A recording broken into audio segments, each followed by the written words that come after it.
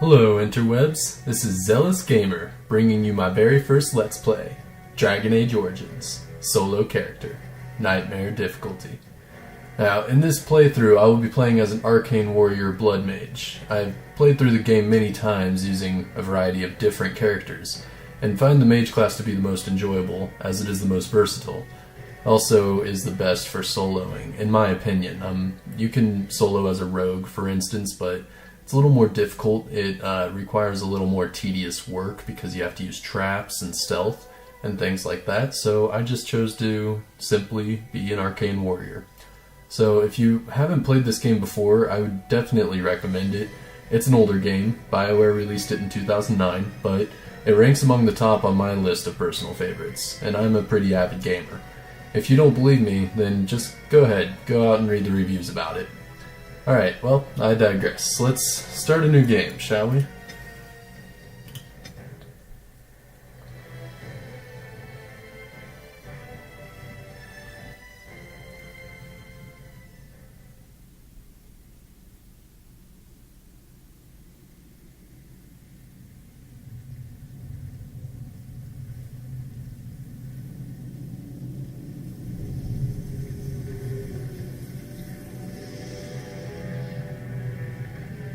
The Chantry teaches us that it is the hubris of men which brought the Darkspawn into our world. The mages had sought to usurp heaven, but instead they destroyed it.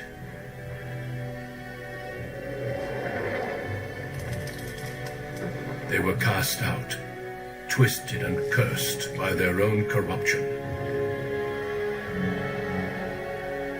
They returned as monsters, the first of the Darkspawn.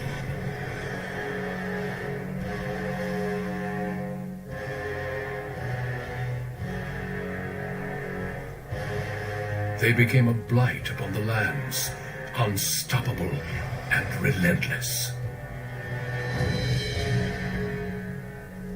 The Dwarven kingdoms were the first to fall, and from the deep roads, the Darkspawn drove at us again and again, until finally we neared annihilation.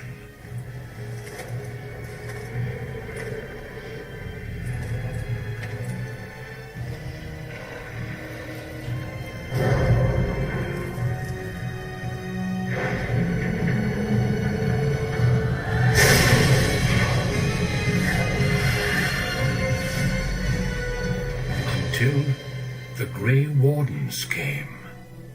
Men and women from every race, warriors and mages, barbarians and kings.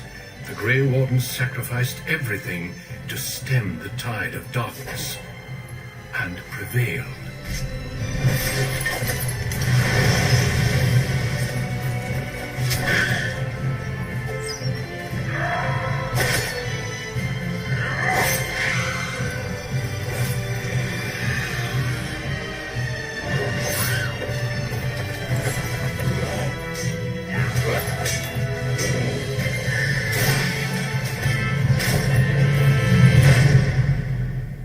It has been 4 centuries since that victory, and we have kept our vigil.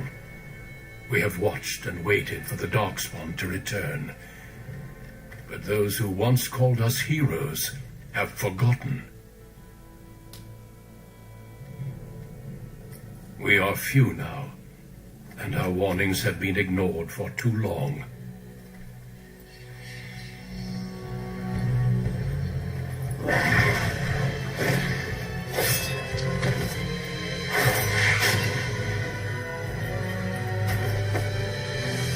Even be too late, for I have seen with my own eyes what lies on the horizon. Maker, help us all.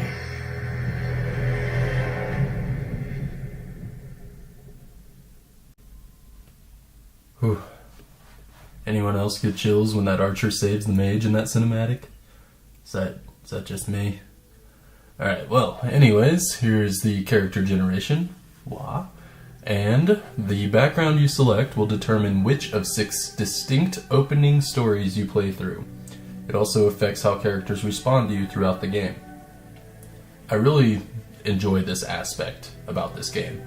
The origins are very unique in nature. They differ greatly from one to the other, and we're going to go as an elf from the Circle of Magi, since I am doing an Arcane Warrior build. So go ahead and click Next. Greetings. And I'm probably just going to use a stock type character. I'm not going to get too in-depth with the customization here. Sure, that'll work. But they do have a lot of options. Let me make his cheek a little fuller.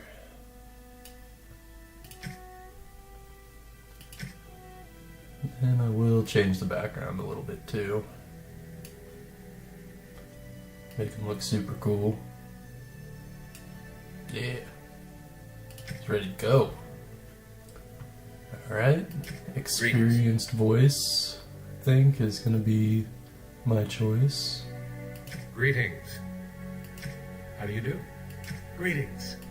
Charmed, I'm sure. Greetings. Greetings. It's an awfully Greetings. squeaky voice Oh, my spell! for one so violent. Greetings. Alright, and as for a name, well, I typically go with the name Babbick. And if that name sounds familiar to you, then I applaud you, because, I mean, after all, he is the best that there is, so if you understand that, kudos. And I'm going to pump everything into magic. There's a lot of discrepancy as to what is best to invest in for an Arcane Warrior, but I'm going to focus solely on magic for the time being. Magic will translate to strength for equipping gear, and it also provides increase to spell power, which will increase damage, and also add a small bonus to attack, which basically is just your chance of hitting. So, I'll be investing heavily into magic, primarily. Maybe a few points here and there for willpower, but your willpower does increase as you level up. Slightly, though it does, as does your constitution. So I'll probably not invest too heavily in willpower, maybe some into constitution, just to kind of tank up my character a little bit and use some spells using the Blood Mage specialization, so which I will be unlocking that through this playthrough, so you'll be joining me on that. Typically for a mage, you'd want to start with combat training, but I'm going to go with coercion, just because money is such a vital part of soloing. In order to solo effectively, you need to buy several items that are high dollar, so money is definitely going to be scarce for me. So I'm going to go with coercion just to boost that up a little bit and get my chance to get money that way. Now, the spells for Arcane Warriors are a bit ambiguous as far as what is the best way to go. I'm going to be kind of adding my own input to the spells, as well as following kind of the general guidelines. So you're going to want to focus on mainly sustainable spells. Rock Armor is the only one you're going to want to take here. You have the choice of taking, the fire spells. The Fireball is really good, I guess you could say. But as opposed to fire, if you are doing a solo character like I am, ice spells might be the way to go, because they essentially stun the target and keep them held for a small period of time. But I'm gonna go ahead and go with Rock Armor, just get that out of the way. Heal is always good, no matter what you're playing. If you're playing solo, if you're playing, with a group, whatever. Heal is always a good one to nab as a mage. The auras can be good. Haste is really good for in-between battles, but I wouldn't recommend it necessarily for battles that you are engaged in. The reason being is because it just drains your mana just rapidly, and your other sustainables will fail after they do not have enough upkeep. And so this will just drain your mana really quick in combat. but it is really handy for traveling location to location, for instance. So I'll probably actually nab that later on. But Spell Wisp is a good one too, because it raises spell power, which directly translates to the amount of damage you do, and like I said before, your attack. So Mind Blast, and this tree is going to be our primary focus right off the bat. Mind Blast is really good just in general because you can stun enemies that are surrounding you, and if you're playing a solo character, that will come in handy. Force Field is subpar, it's mediocre. It will hold a target for a short amount of time in the position that they're in, but you cannot damage them. However, that is pretty handy if you're facing a harder target or a more challenging opponent, I guess you could say. And then telekinetic weapons are also very nice, but only for heavily armored opponents. Crushing Prison does damage over time, as well as holds them in their place like Force Field. So Crushing Prison is definitely essential. We want this.